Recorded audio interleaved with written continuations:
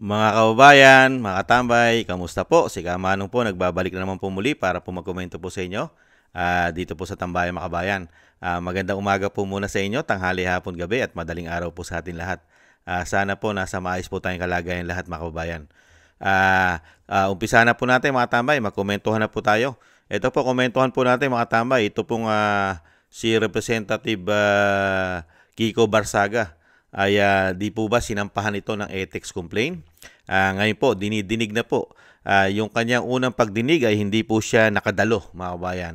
Alam naman po natin, talagang ito po ay patatahimikin po nila ito. Kasi si Congressman Kiko Barsaga sa Kongreso o sa House of Representatives, isa po yan tinik. Tinik po nila sa kanilang mga lalamunan, mga kababayan. Alam naman po natin at mismo si Congressman Kiko, ano po ba ang tawag niya sa House of Representatives? Di ba? Crocodile Farm.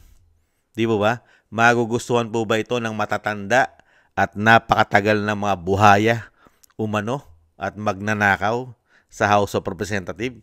Pag meron isang bagong henerasyon o bagito o bata na congressman na sila ay patatamaan at sila ay babatikusin sa mga ginagawa nila na napakatagal na systematic na korupsyon umano. Dahil mismo si dating Pangulong Duterte ay sinasabi niya po mismo na pinaka-worst at pinaka-corrupt at pinaka-rotten ang institusyon na yan. Hindi po ba, mga kabayan, dahil sarado ang libro niyan? Tapos merong isang Kiko Barsaga na papasok sa Kongreso na babatikusin sila at sasabihin na corrupt sila. Hindi po ba? Kailangan po talagang sampahan ng ethics complaint yan at nang mapatahimik at hanggat, di po ba? Pero pakinggan po muna natin bago natin ituloy komentuhan. Pakinggan po natin si Congressman Kiko. No, my hearing was already over by the time I arrived. Okay. But I believe my legal team has stated that for me. So you were not able to speak during the hearing, sir? I wasn't there. Couldn't have spoken. But why were you late, sir? Why were you late? We were very busy last night. About, sorry. No, I was just playing games on my computer. That's why you were late po. And Yes. weren't able to attend your ethics. Yes. Mga tambay. Yun. Sinabi niya yung dahilan niya. Nag-game siya ng computer niya. Di ba? Siyempre, teenager ito eh. Di ba? Naglaro siya ng computer. Buti nga, hindi siya naglalaro ng pulburon. At hindi siya naglalaro ng illegal na damo. Hindi ba? At least naglalaro siya ng computer niya dahil bata. Yung mga kabataan eh. Yun ang kanyang hilig. Hindi ang hilig niya ay gumamit ng pulburon at ng coke. Hindi po ba? Ito pa mga tambay. Talagang patatahimikin po nila itong bata na ito, si Kiko Barsaga. Yung sinasabi ko nga po sa inyo, mga bayan. Talagang tatargetin po nila yan. Wala pong iniwan yan.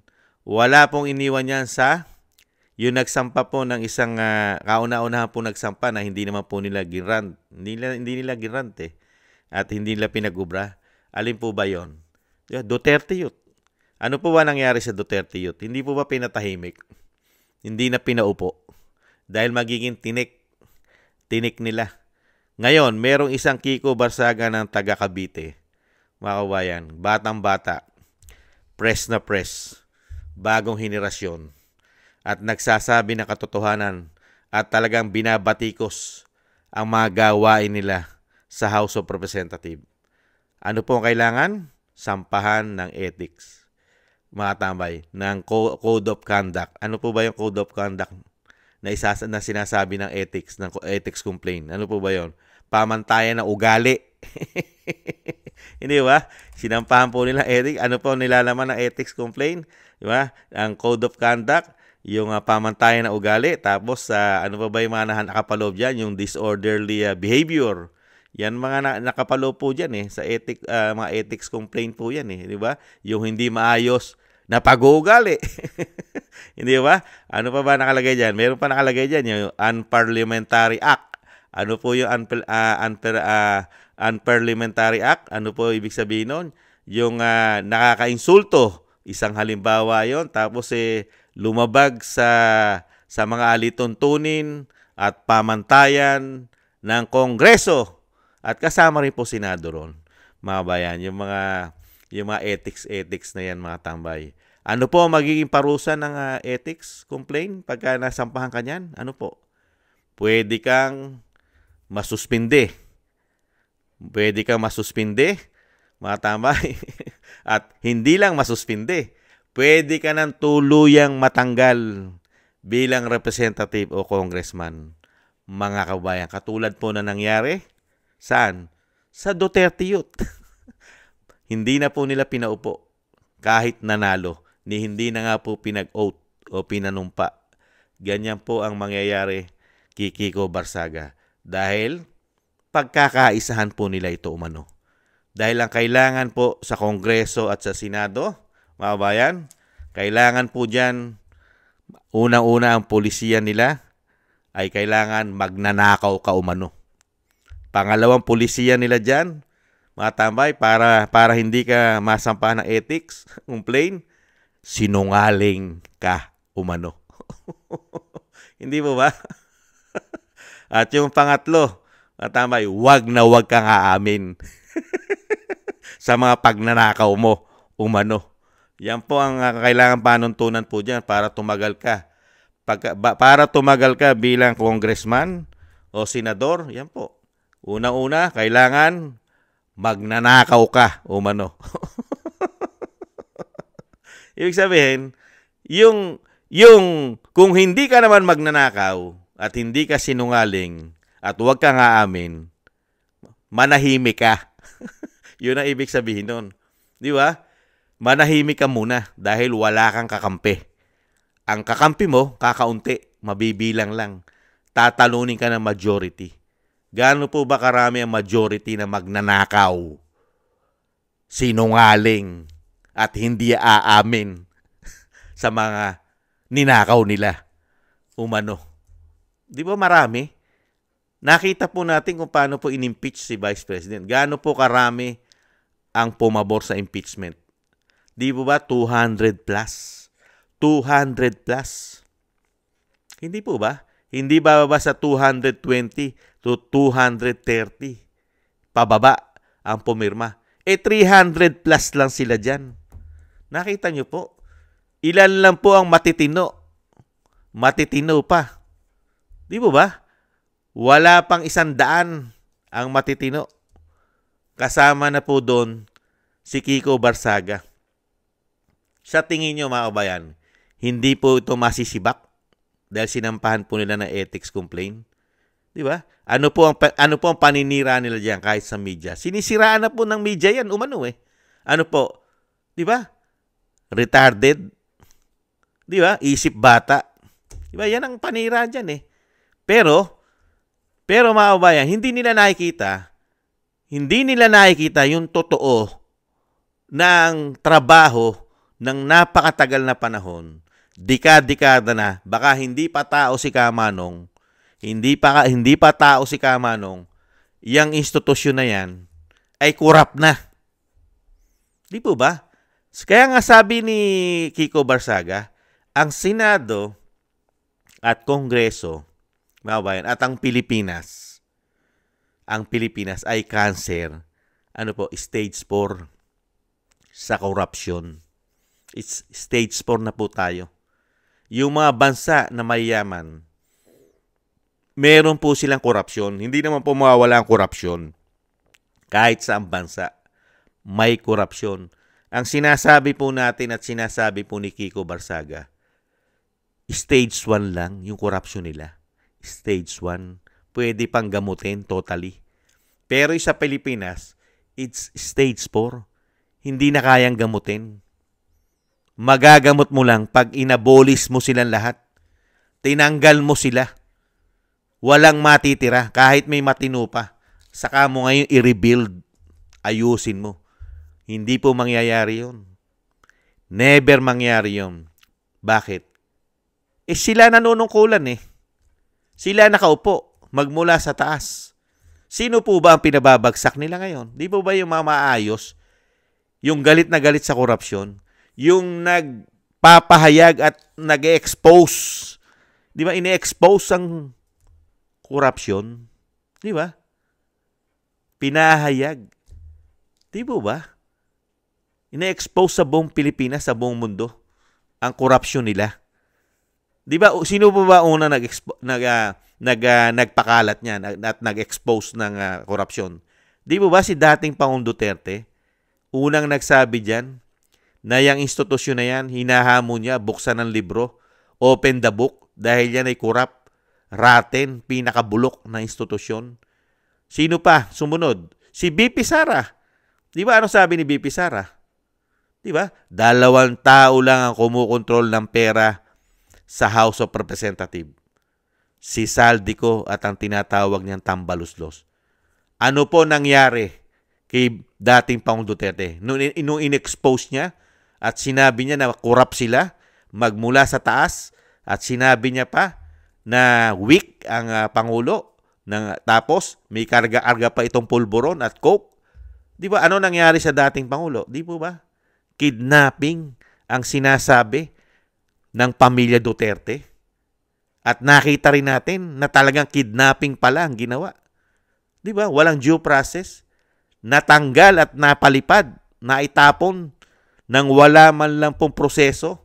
Hindi man lang nadala sa hukuman ng Pilipinas. Hindi po ba? At ano naman ang ginagawa sa Vice President? Hindi po ba pilit pinababagsak din, ini-impeach, at kung ano-ano pa ay tinatanim na issue? Sa tingin nyo, yung ginagawa ni Kiko Barsaga at nangyari na rin po yan sa Duterte Youth, hindi ba mangyayari din niya kay Kiko Barsaga? Dahil nagsasabi ka ng katotohanan. Kaya nga ang korupsyon sa ating bansa ay hindi mawawala. Hindi kailanman mawawala ang korupsyon kung itong mga tao na ito, majority na mga magnanakaw dyan sa Kongreso at Senado umano, ay sila-sila pa rin at hindi napapalitan. Never mawala ang korupsyon sa ating bansa. Lalala pa ng lalala. Dahil kalahi-lahian din po nila ang pumapalit sa kanila. Hindi po ba? At systematic, para pong pyramid sila. Mahusay mambudol. Hindi po ba? Kaya dito pa mga tambay, yan po ang mangyayari po. Dahil nga po ito pong korupsyon sa atin ay hindi naman po ito mawawala. Hindi rin po mababawasan dahil sila po nanunungkulan. At pati magmula sa taas ay may issue rin po ng korupsyon. Hindi po ba? Yung may accountability. Pati probinsya niya ay may issue rin ng mga proyekto na ghost project at ng mga diskaya contractors. At bilyon-bilyon din po ang pinondo sa probinsya ng Pangulo ayon kay Chavit Singson. Dokumentado. Hindi po ba? Kaya dito po mga tamay, mababawasan lang ang cancer sa ating bansa dahil nasa stage 4 na ang korupsyon. Mababawasan lang po yan pag napalitan o iba na po ang Pangulo ng ating bansa. Mababawasan po yung cancer. Di po ba? Katulad po ng ibang bansa. Meron silang korupsyon pero nasa stage 1 lang. Stage 2. Pwede pang gamutin. Pwede pang iayos. Hindi po ba? Kaya nakakahiya po ang ating bansa. Ang ating bansa po ay sikat na sikat na. Sumikat ang ating bansa sa pagnanakaw. Pagwawalang hiya ng pera ng taong bayan. Sikat na sikat. Di ba? Kauna-unahang umalma ang South Korea. Hindi na po tayo pinautang dahil corrupt daw ang ating bansa. Nasundan pa ng Norway. Mga kapwa natin Pilipino, kababayan, ayaw tanggapin ang pera na galing sa Pilipinas dahil daw po ito'y corrupt o baka ninakaw, money laundering. Nakakahiya. Naglalagay po sila ng legacy. Pangalan ng Pilipinas. Philippines, corrupt. Most corrupt. Ganon, nilalagyan mo ng alias ang Pilipinas sa buong mundo. Di po ba? Nawala na po tayo sa ganyang sistema eh. Nabawasan na po yung cancer. Lalo-lalo nung naging Pangulo, si dating Pangulong Duterte. Yung stage 4, nabawasan niya ng napakalaki. Yung cancer, nabawas niya kalahati. Mahigit. Hindi po ba? Pati sa pulburon, sa mga addictus, at sa makakaliwa, ang laki na nabawas. Pero nung bumalik sila sa kapangyarihan ng napakatagal na panahon, magmula 1986, nawala sila sa Malacanang. Nung bumalik, parang isang panaginip. Walang pagbabago pala ang kanilang legasiya. Umano. Lumala pa. Umano. Bakit? Nakapagpatapon pa ng dating Pangulo eh. Hindi po ba? Yan po mga tambay, ang nanganganib na posisyon dahil po pinagkakaisa na po yata umano ang isang Representative Kiko Barsaga. Saan po? Sa Kongreso. Ang kanya pong ethics complaint, ang kanyang code of conduct na tinatawag na pamantayan ng ugali. Ang bihira at disorderly behavior, hindi maayos sa pag-uugali. At yung tinatawag na unparliamentary acts, na tinatawag na yung nakakainsulto, lumabag sa mga alituntunin, ano pa, yung pamantayan ng Kongreso, mga tambay. Kaya, pag nagdesisyon ang majority ng Kongreso, ang pupuntahan ni Kiko Barsaga ay dalawa lang. Suspension o tuluyan ng masibak bilang representative ng Cavite. Nakakalungkot.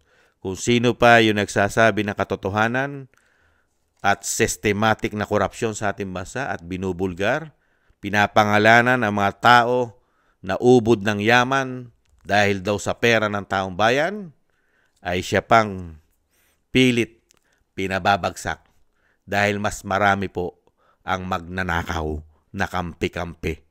Umano, systematic. Nakakalungkot po. Nakakalungkot po dahil po talagang ang politika po sa ating bansa, majority po ay puro pagnanakaw lamang umano ang ginagawang trabaho. Kaya po ang ating bansa, napakayaman po ng bansa natin sa totoo lang. Sagana po tayo sa lahat, mga kabayan. At napakarami po nating pinagkukunan. Meron pa tayong mga asset. Ano pa yung mga asset natin? Yung mga kababayan nating OFW, asset natin yan eh. Ang laki ng remittance niyan. Di ba? Pero saan po napupunta lahat? Ang mga remittance, ang mga taxes natin, ang mga taxes ng mga negosyante mayayaman. Saan po? Sa mga vault, dinadala sa ibang bansa, namimili ng mga investment nilang magagandang bahay, magagandang luho, di ba? Chopper, airplane, private plane, yate, at isang damukal ng mga property sa mga exclusive na subdivision katulad ng Forbes Park. Ganyan po ang karamihan, majority ng politiko umano sa ating bansa. Nakakahiya. Ipagdasal na lang po natin mga tambay. At ito naman po mga tambay, kahit po masibak nila si Kiko Barsaga, yan naman po hindi na mawawala sa politika.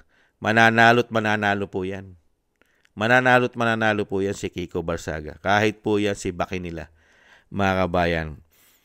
Kaya nga lang po, nakakalungkot lang po, kung sino pa yung napakabihira natin makakita ng politiko na ganito. Bata pa lang may paninindigan na at lumalaban na sa korupsyon. Bihira po sa kabataan ngayon yan. Dahil nakita po natin, ang karamihang kabataan, ang mga nagsasalita ngayon, nagbuo pa ng party list. Di po ba may party list na kabataan? Ano po ang ginagawa ng party list na kabataan sa atin, mga tambay? Ano po? Kumakampi pa sa kasamaan umano. Imbis na labanan ng korupsyon katulad ni Kiko Barsaga, kinakampihan pa dahil sa pakinabang din umano. Yan po Kaya kahanga-hanga po si Kiko, ikumpara mo sa kabataan na nahandyan sa Kongreso, mga kabayan. Systematic. Mukhang nasa kakaliwang grupo pa. Makakaliwang grupo pa. Yang mga kabataan na yan. Hindi kaya. Yan po mga tambay, ang intayin po natin. Dahil nga po, kampi-kampi ang nangyayari po dyan. At hindi po malayo yung sinasabi nga po natin na siya po ay masuspinde o tuluyang masibak. Dahil yan naman po ang plano nila umano. Ginawa na po nila yan sa Duterte Youth at ginawa na rin po nila yan ang pagpapatapon dahil nga po sa binubunyag na korupsyon ang dating Pangulo at meron pa pong nakaabang na ginagawa po nila ng paraan para po tuluyan na rin mawala ang isang Vice President, Sara Duterte umano. Salamat po mga tambay. Maraming salamat po sa nagusto po ng Tambay mga kabayan sa YouTube at TikTok. At sa mga subscribers po natin, maraming salamat po. At sa mga nagbibigay po ng tulong at biyaya, thank you rin po sa inyo. Shoutout po sa inyo lahat. At sa mga nagko-comment, like, share, subscribe, maraming salamat din po mga kabayan. At ganun din po mga kabayan, magsama-sama po tayo na magdasal at ipanalangin po natin na maingatan po ang pamilya Duterte. Isama na rin po natin si Representative Kiko Barsaga na sila po'y maingatan at mailayo sa kapahamakan. At madugtungan pa po ang buhay at kalakasan ng dating Pangulo at makalabas na po siya sa lalong mabilis. Thank you po sa mga dasal niyo mga kabayan.